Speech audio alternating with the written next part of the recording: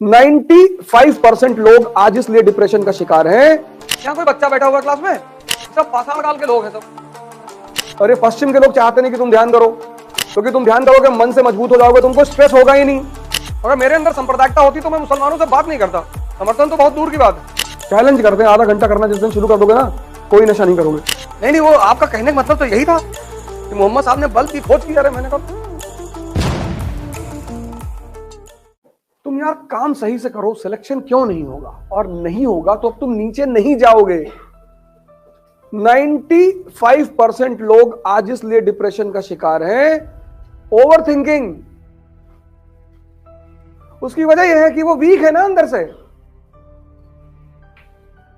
तुमसे ध्यान करने के लिए जो कहता तुम उसका मजाक उड़ाते हो, तुम भारत के संतों का मजाक उड़ाते हो। एक दो संत अगर पकड़ ही लिए गए किसी काम में, 250 का नकली नोट देखे हो, असली होता ही नहीं। जिसका असली होगा उसका नकली भी होगा। अरे पश्चिम के लोग चाहते नहीं कि तुम ध्यान करो, क्योंकि तुम ध्यान करोगे मन से मजबूत हो जाओगे, तुमको स्ट्रेस होगा ही नहीं। स्ट्रेस होगा नहीं, तुम गुटखा खाओगे नहीं। गुटखा खाना मतलब क्या? जुगाली। मुंह चलता रहेगा तो दिमाग शांत रहेगा। यहां मैं देख रहा हूं लोगों को, मतलब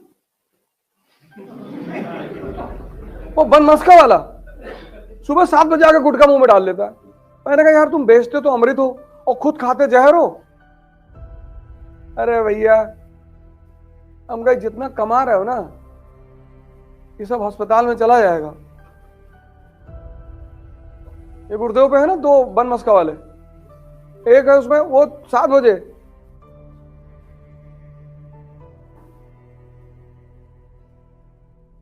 तो ठीक है कुछ लोग परेशान हैं। और एड यहां पे गुटखा का इतना जबरदस्त है। कंपनी गार्डन के चौराहे पे रजनीगंधा का एड देखो ना, भयंकर और फिलोसॉफिकल एड। दर्शन,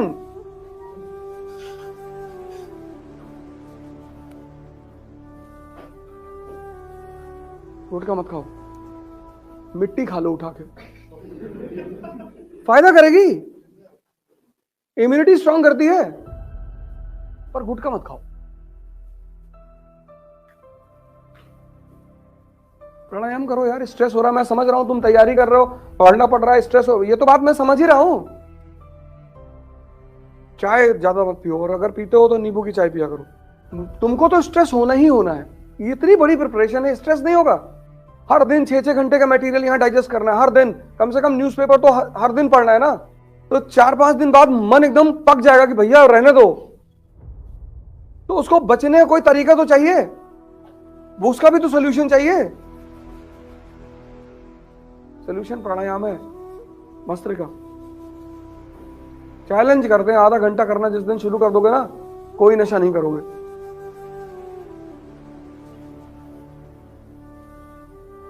चैलेंज।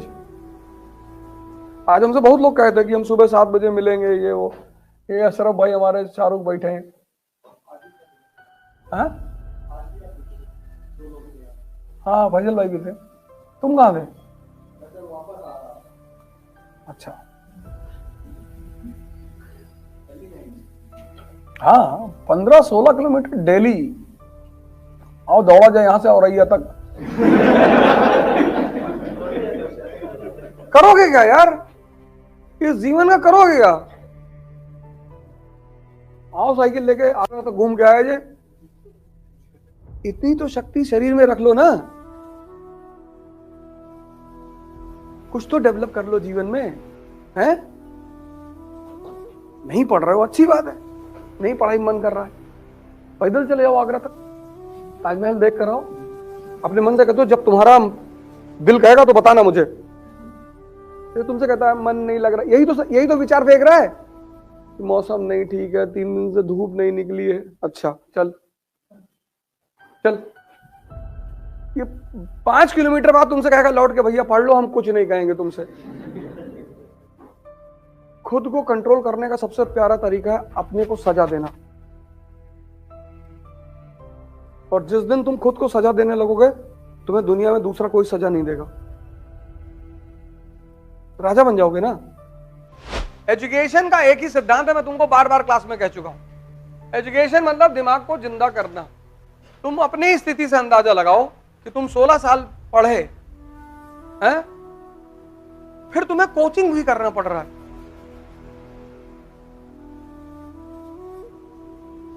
तो अब तुम मुझसे काहे पूछ रहे हो? तुमको पता है कि एक जबरदस्त रिफॉर्म भारत की एजुकेशन पॉलिसी में होना चाहिए। यहां कोई बच्चा बैठा हुआ क्लास में, सब पाषाण काल के लोग हैं सब। तो एक दो बच्चे बैठे होंगे, बाकी सब स्टोन एज, प्री पैलियोलिथिक वेलिथिक के हैं सब। ये बेचारे वैसे ही दुखी हो रहे हैं कि यार बताओ ये सब हम क्या पढ़े थे यार। सब मॉडर्न इंडिया पढ़ के बैठे इसमें 10 12 15 लोग। अब ये सन्नाटे में कि हम भी कुछ पढ़े थे, लेकिन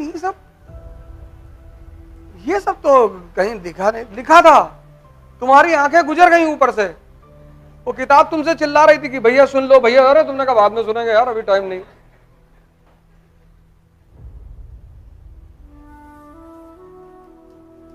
और तुम्हारा वो हाल हो रहा है कि दुविधा में दोनों गए, माया मिली न राम। तुम मेहनत भी कर रहे हो, जिंदगी भी कमा रहे हो, और तुम्हें कुछ मिल भी नहीं रहा है।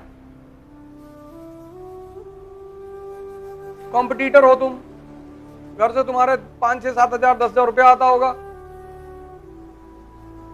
तो ना तुमको खुदा मिल रहा है, ना तुम जीवन जी पा रहे हो, और सनम तुम्हारे हाथ में है ही नहीं।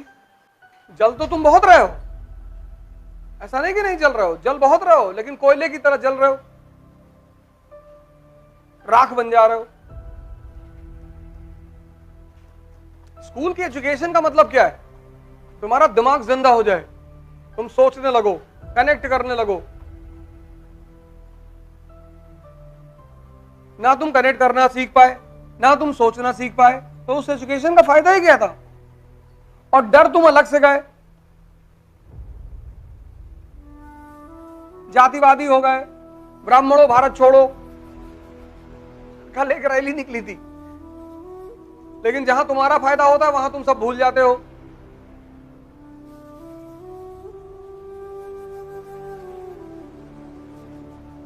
इस देश का आदमी छदमी बहुत है ना, छदम, सूडो। अगर मेरे अंदर सांप्रदायिकता होती तो मैं मुसलमानों से बात नहीं करता, समर्थन तो बहुत दूर की बात है। डबल साइडेड क्या खेलना? नहीं पसंद है तो नहीं पसंद है, हटाओ।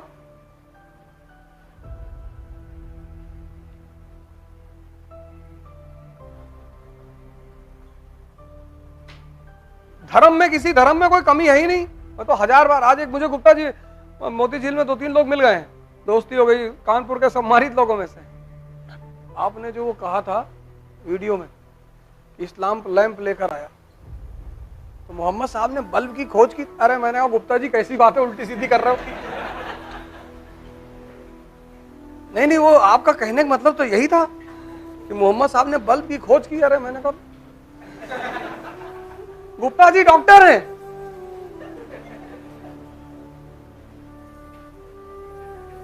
गुप्ता जी डॉक्टर हैं। सब्जी ठेला वाला लगा रहे होते तो मैं गुप्ता जी को माफ कर देता। डॉक्टर हैं, डॉक्टर, बहुत सम्मानित आदमी,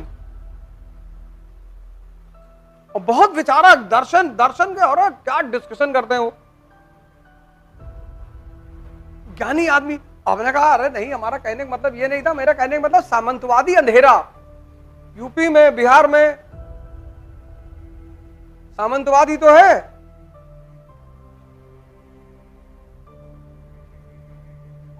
तुम्हारा दुश्मन कोई जाति है? ब्राह्मण नहीं परेशान है जो आम आदमी है? आम आदमी किसी भी जाति का, धर्म का, वो परेशान नहीं है। पर तुमको वो नहीं दिखाया जा रहा, तुमको दिखाया जा रहा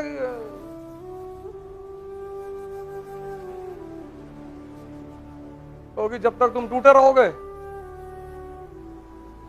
डिवाइड एंड रूल, उसमें तो कुछ कहने वाली बात ही नहीं। ठीक है, तो शिक्षा में क्रांतिकारी सुधार। इतना बैग लेके लड़के क्लास में जाते हैं, क्या फायदा? मॉडर्न पीरियोडिक टेबल और मेंडलीव पीरियोडिक टेबल में फर्क ही नहीं पता, क्या फायदा।